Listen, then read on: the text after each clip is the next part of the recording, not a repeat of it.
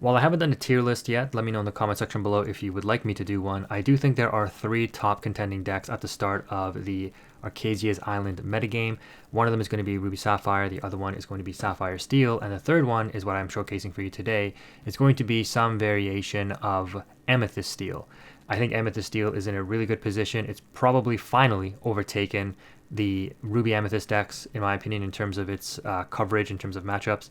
So in this video, we're going to be showcasing some of the lines of play and why this deck is so strong. My opponent here ends up being on Emerald Amethyst. I thought they were going to be on Amber Steel again, so you're going to see me make some weird decisions at the start here, but I'll explain that when we get to it. I do think the Amber Emerald deck is very strong. While it may not be tier 1, it is still a deck that can beat any deck in the format just because the lines of play that Discard has is that strong. If they do see a good line of play, a good curve out, I don't think there's anything in the game that really beats it. You have to kind of top deck good, right? That's the whole point of Discard, is they're putting you on top deck mode in order to get yourself out of it. So it's definitely a strong deck and a great option to combat the meta, especially early on, if you have experience with this kind of deck. So they ink a Bruno, play a Cinderella, and I think I didn't see their ink, and I thought they were on Amber Steel, like I mentioned, and because of that, I debate if I want to play out a Magic Broom, thinking like, oh, like, you know, it's going to get Storm Rage or something. So I was very close to passing. Here you can see me hovering over the pass turn, and then I'm like, no, let me just go ahead and play the Broom out. And then I was like, after I see them play, I'm like, oh yeah, I saw you ink the Bruno. What am I doing? I'm just so programmed that when I see a Cindy come down turn 1, I'm just like, oh my god, here comes the Storm, here comes the Strength, right? They're going to go ahead and ink a You Have Forgotten Me, though, and play out a Diablo. And that's an interesting choice. You Have Forgotten Me, if you have it in your opening hand, I mean, I understand it's far away still, but it's a very powerful card. So that tells me either he has another one in his hand or he has another discard 2, which is likely like Lucifer or something like that, because You Have Forgotten Me is an extremely powerful card.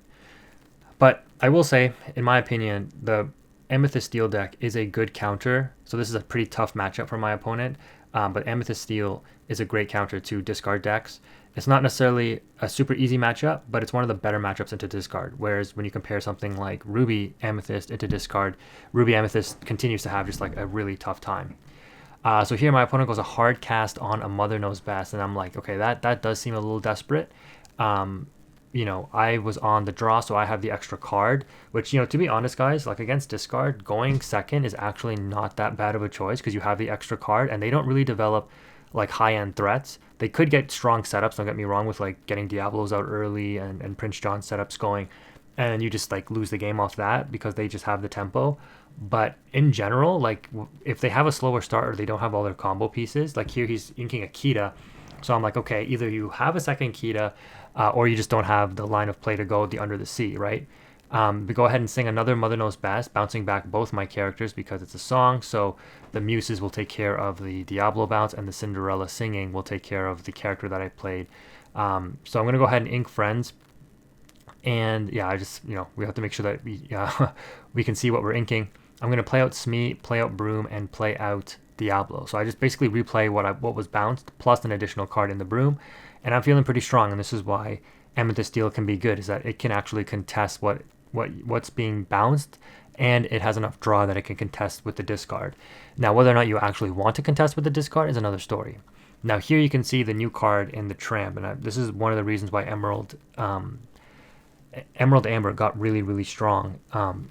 They were able to play this card out for 3 less, so instead of costing 7, it costs 4. So you can see they exerted the 4 ink there, and because they have 3 characters in play, they're able to draw 3, discard 3. So it kind of filters their hand a little bit, which is very powerful for the discard because, as I just mentioned, this deck is very curve oriented. It wants to get its certain lines of play off because they are very powerful, and this card helps you facilitate that. Yes, it's a little expensive, but you know, you finding the exact piece of the card you need for your combo at the right time can just lock up the game for you, right, in one single turn. So it's a really powerful card. I don't know what else to tell you. Like if you're playing Amber Emerald, I think it's a staple in that deck. And it's also a 2/6 body, so like it doesn't get outed by my Zeus, unfortunately.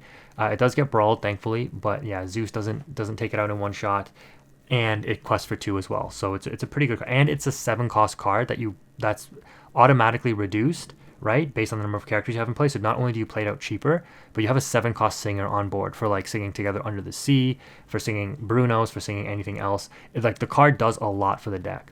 So here my opponent drops a Lucifer, and I'm like, yeah, I've got songs for days, so that's not a problem here. And then they just pass without questing because they know that, or they don't know, but there's there's a strong likelihood that I have crabs, and crabs will help my Diablo trade up, get me the draw. It's so much advantage if I do get that interaction off. So my opponent is playing smart here, knowing kind of what to do. Here, I'm in a bit of a predicament. I'm like, do I want to go for the Zeus or do I want to go for the card draw? I end up going for the card draw. Probably a mistake, and the reason I do this is because I'm thinking to myself like, well, I don't want to get locked into a Diablo, right? I need to have the answer to that. But yeah, I'm gonna quest with Broom, play Broom, draw into the new Cobra, which is great, because it can do two things for you. Either it's free ink because you don't want to discard your hand further, or it's a discard because you do want to discard your hand because you don't want to play into Prince John, right? If Prince John is on the board, you want to empty your hand as quickly as possible, so that, or if you anticipate it hitting the board, I mean, you probably don't want to play the Cobra and then discard so that Prince John gets a draw when it's already on board. But it empties your hand out so that your opponent's discard spells, things like Lucifer, Sudden Chills, Bare Necessities, etc., don't actually get value, which means they do not get value off of their Prince John either. So, you know, with Amethyst Steel, you have the option to draw during your turn, and then you can empty out your hand hopefully fast enough that your opponent can't discard your cards, and therefore they get no additional draw engine, because then they're solely reliant on Diablo. And again, depending on how you build Purple Steel, you may or may not want to play Elsa. A lot of people have decided to cut that card from the list, rightfully so. You may or may not play a lot of songs that will help deal with that. You may or may not play evasive characters. So there's a lot of other checks to the evasive threat of Diablo, as well as other evasive threats that you could play. But here, yeah, my opponent sees my hand, ends up discarding 2 cards from me there because I think they bounced and replayed their own Lucifer, which is again a super powerful interaction with the Muses and this deck here. But I am going to be able to, yeah, top deck a Crab and trade out the Cinderella. I say my bad though. Yeah, we weren't on our mics for this one for some reason. Oh, and my friend was busy, I think, and not busy, but he was doing something else, so he couldn't go on his mic. Yeah, I have to quest. Okay, yeah, quest with the 2 brooms, and then banish the 2 brooms by give +3 to the Diablo. Of course, play it out in sequence, right? Banish 1 broom, draw, then see if you want to banish the second one, draw. So yeah, off Crab, boost Diablo, Diablo trades. So I draw 3 during my turn. I have a pretty healthy hand. No Prince John on my opponent's end, so you can kind of see they did get a bit of a weak hand, to be fair. But we're going to be able to deal with their board pretty well here. I don't know if I sang or quested with the rabbit there. I think I sang. No, I must have hard casted. I guess because I wasn't going to play out any more interactions. You could argue I could have sang the strength with the rabbit there and played out the Benja just to put more questing pressure on board. But I am now ahead in the lore count. Down comes Prince John finally. So we're going to quest with Chernobog, banish it. We draw into a Zeus, which, again, I can't hit the Muses and I can't hit the Prince John. And the Tramp is a 6 willpower body. So, like, you know, the matchup maybe is not as good as I may think. Instead, I'm just going to go for, I can outdraw your discard, I guess. You're still a very weak strength deck. So if I can load up the board with relatively, you know, well-statted characters, it might make it more difficult for you to try to do what you want. You could also argue, like, you can see kind of the counter synergy with this deck because I'm banishing my own characters in terms of like the Diablos, the Chernobogs, the Magic Brooms. I lose value off of something like my Strength of the Raging Fire. And if I would have kept, you know, more characters on board, I could have utilized the Strength to take out the Tramp. So that would have been nice. My opponent gets another Prince John, so you can see where discard can kind of, you know, beat itself almost. I wouldn't say my opponent played bad. I wouldn't say that I outplayed them by any means.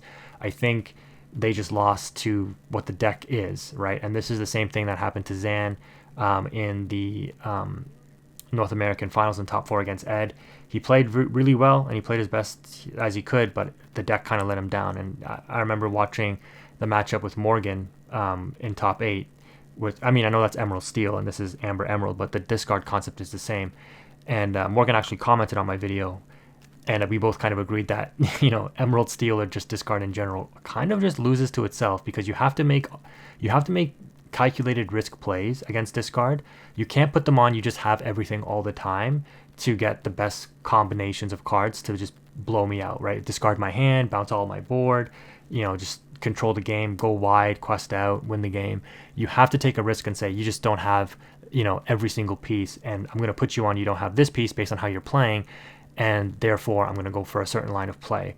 And a lot of people struggle against discard because they don't have that advanced knowledge of understanding your opponent's play pattern and understanding that, like, if you don't have certain pieces, this is my time to be aggressive or build up my hand, or get rid of my hand before you get to those pieces as you're building up your board, that kind of thing.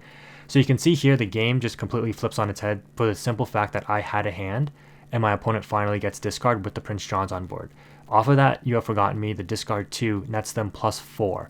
So that single top deck turned one card into 4. The issue is they're tapped out now, and I'm threatening game next turn. They have to challenge into my board. I've got a number of powerful questers. The Cobra is a 4/4 body, which actually in this matchup is pretty weak because there are a lot of targeting cards like the Painting the Roses Red,